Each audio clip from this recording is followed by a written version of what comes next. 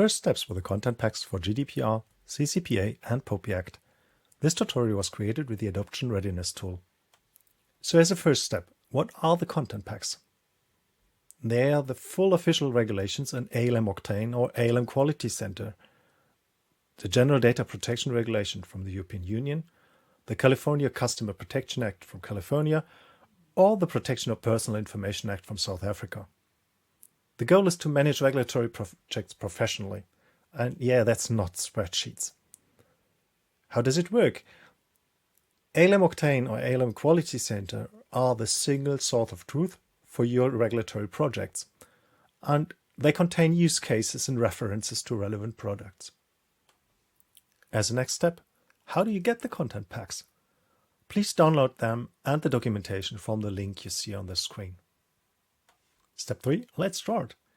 In the next few minutes, you will see some use cases in ALM Octane. You could also use ALM Quality Center. The use cases are quite similar there. And we're using the GDPR, so the European Union's regulation. You could also use the POPI Act from South Africa or the CCPA from California. Log into your ALM Octane project. You can either use ALM Octane installed locally or in the cloud as a SaaS solution. Once you have that screen, click on the menu control. We call this the hamburger menu. The large top menu shows you the main features or modules of ALM Octane. For this use case, click on Requirements Author. This opens the requirements in the author mode. It's kind of a Word-like view. On the left, you see the chapters of the regulation. Click on Chapter 1 to open it. On the left, you now see the structure of the regulation: chapters, articles, paragraphs. This might seem to be quite trivial, but in fact it's really useful. The regulations are available as PDF format and don't have that structure. In ALM Octane, you can use this as table of contents to jump to the article you want to work with. In this case, click on Article 4 to open it.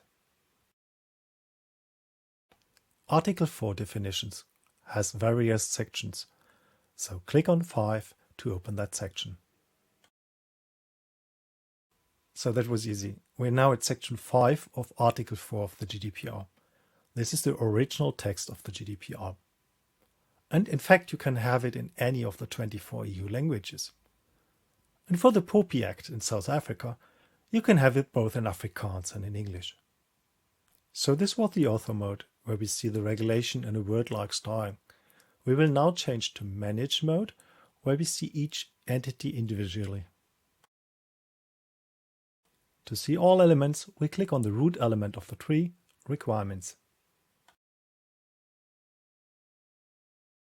This view shows different aspects of requirements. Overview is a dashboard. Children are linked to the requirement on the left, and tests and defects are tests and defects linked to the requirement. Now click on the Children tab. So this is now a table with all requirements or elements of the regulation. In case of the GDPR, more than 1,000 elements. Let's find some text in the regulation and click on the search icon. So we want to search for the text pseudonymization, a very complicated word for a non-native speaker. So we just type in pseudo in the search box to find anything which starts with that term. As you can see, we found 13 requirements which contain that term. Click on the ID of the requirement you want to open. This is the original text of the GDPR. You can have it in any of the 24 EU languages. Now click on the History tab.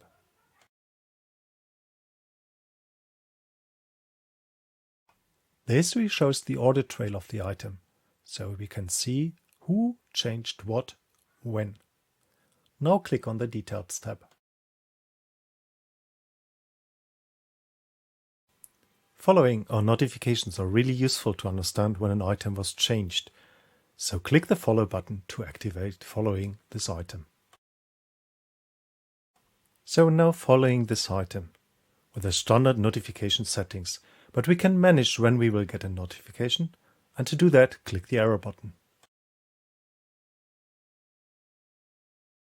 You can get notifications for attribute changes, new attachments, new or edited comments, or phase changes.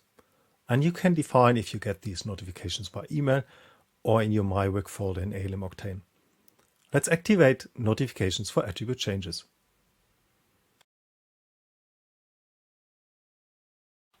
We also activate notifications for new attachments and click on that icon. That's it. Click the Save button to activate these notifications. A requirement, this section in the GDPR, can have relations to other items. Click on the Relations tab to view them. Click on the plus icon to view all linked features. Drag with your mouse to move the view. You can also zoom in and zoom out.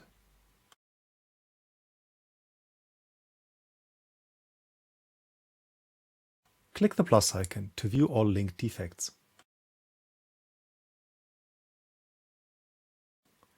As you can see, there are currently 2 defects linked to this requirement. Now drag with your mouse to move the view so you can see both the features and the defects.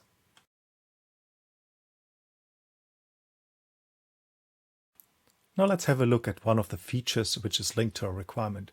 Just click on the ID of the feature you want to open. So this is one of the features linked to our requirement. As you can see, the feature dialog is quite similar to what you know from the requirement dialog. Click on the arrow button to go back to the requirement.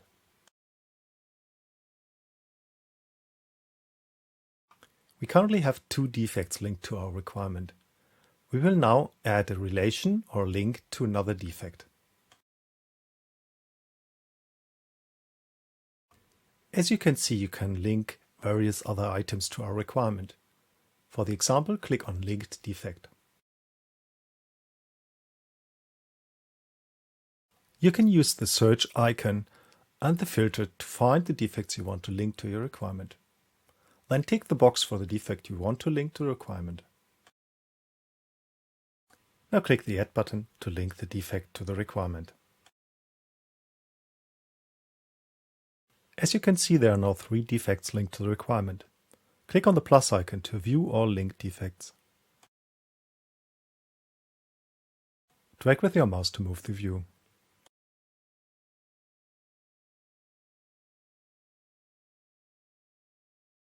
As you can see, the defect is now linked to our requirement.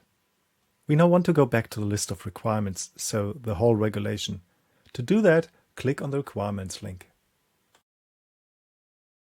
As you can see, we only see a few of the requirements because the filter for pseudo is still active. Click the X to clear the search box. We now see all items of the regulation. In case of the GDPR, it's more than 1,000 of them. That's why we want to filter by tag now. To do that, click the plus button.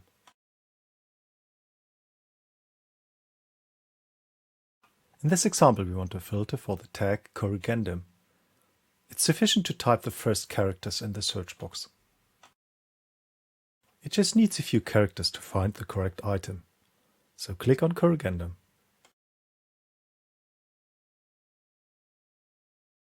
The corrigendum was an update of the GDPR published by the European Union.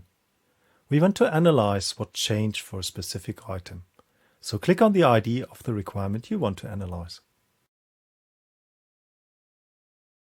The description shows the current version of the GDPR. To analyze the changes the previous version of the GDPR, click on the History tab. This is the history, the audit trail of our requirement. When we analyze it, we can see that there was a change in the description. So we click on View Changes to analyze that. On the left, you see the old value, the very first version of the GDPR. As you can see, the European Union removed a whole sentence. So on the right, the new value is the current status. To go back to the previous screen, click the Close button. The next part of the tutorial is in the Quality module. To go there, click on the hamburger menu. First, we want to analyze features. You can work with features in various modules, so you see them in the backlog, in the team backlog, and in the Quality module. For this example, click on Features in the Quality module. So these are all features. This looks quite familiar, like the Requirements Manage module, so you can also use filters there. Next, click on the Tests tab. These are the tests related to the regulation. There are different types of tests, in this case manual tests with a blue icon and gherkin tests with a green icon. Select one of the manual tests by clicking on the ID. Manual tests have a quite simple format. You have normal steps you want to execute during testing and validation steps you do in between to verify that your test was successful. After reviewing the test script, go back to the previous screen with the arrow button.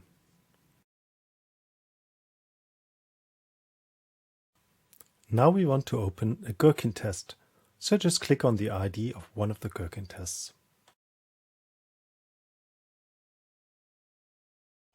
As you can see, the gherkin test has a different format than the manual test. While manual tests are quite simple, gherkin tests have a structure which makes it much easier to understand them, and they are a first step to test automation. After reviewing the test script, click on the arrow button to go back to the previous screen. Now we want to have a look at the defects in the Quality module. It's pretty simple, just click on the Defects tab.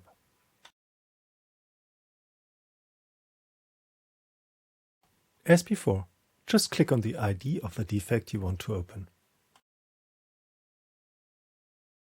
The defect dialog is quite similar to the requirement or feature dialog, just with different attributes relevant for defects, of course. We now want to add tasks to fix our defect. To do that, click on the Tasks tab.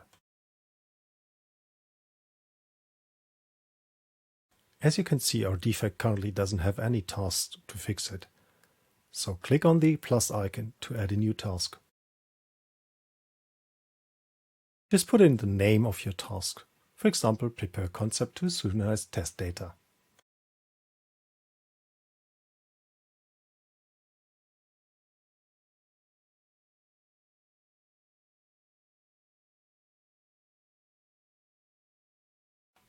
Since we want to add another task afterwards, click on the Add and Another button. For the second task, type in, for example, proof of value for Micro Focus secure data.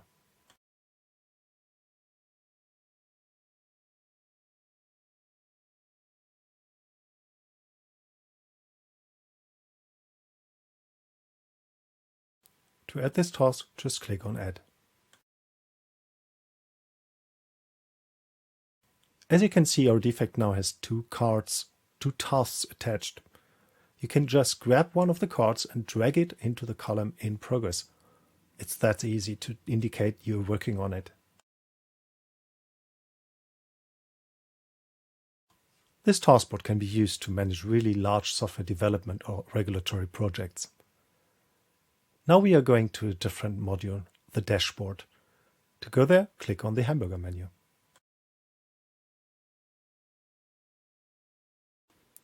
And to open the dashboard, well, click on Dashboard. The dashboard gives you a real-time overview of your project. You can customize so you can see the graphs you want to see for your project. So this was a very short introduction into a few ALM Octane features relevant for regulatory projects. To learn all the other great ALM Octane features, please have a look at the ALM Octane Help Center. It contains a lot of useful information for beginners and experts. You've now seen how easy it is to manage regulatory projects in ALM Octane. The next steps are quite obvious. Try the content packs. Just download them from the link you see on the screen. And if you've got any questions, please feel free to contact me via dirk.hedderich@microfocus.com. Thanks for watching this tutorial.